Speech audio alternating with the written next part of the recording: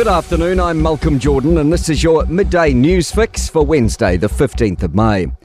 Retail crime in North Island foodstuff stores has doubled in 2 years. The grocery cooperative is recording over 5,000 cases in the first quarter across its New World, Pack and Save and Four Square stores. Jordan Dunn has more. Between February and April in 2022, it was less than half that.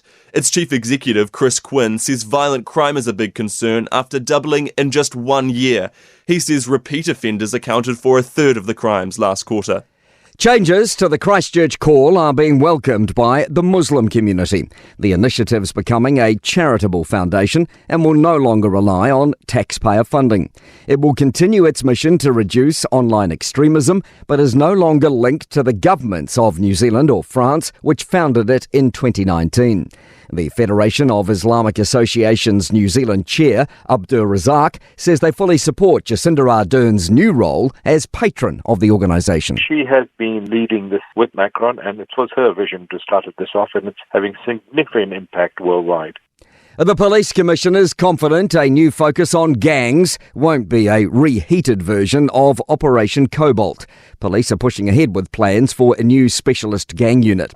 Labor's criticising the announcement, saying it's not clear how it's any different from the existing Operation Cobalt, tackling organised crime, which came into force 2 years ago.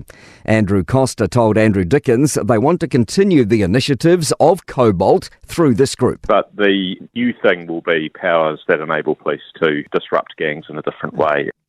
Calls for the cancellation of an anti-transgender event being held at Wellington's Convention Centre. Brian Tamaki is set to speak at the event organised by Inflection Point New Zealand on Saturday, which calls for the government to stop what it calls gender indoctrination. But City Councillor Nico Winera wants it shut down and is planning to protest outside the venue.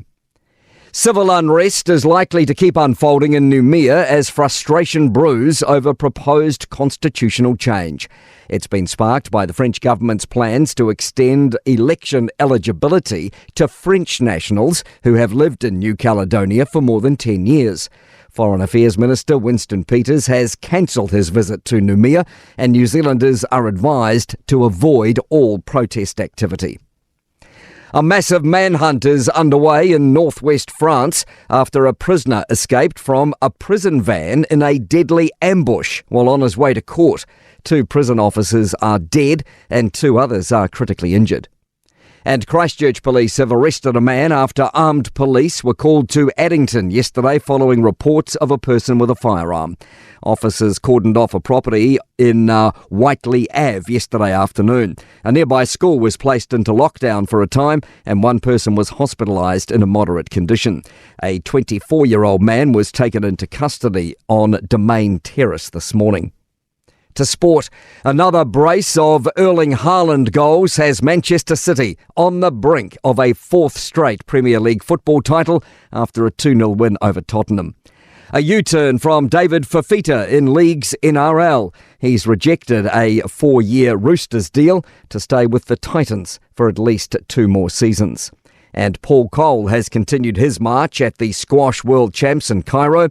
He's into the quarterfinals without dropping a game. I'm Malcolm Jordan. That's your latest news fix. We'll be back with the next update at 5 p.m. from the Newstalk ZB newsroom.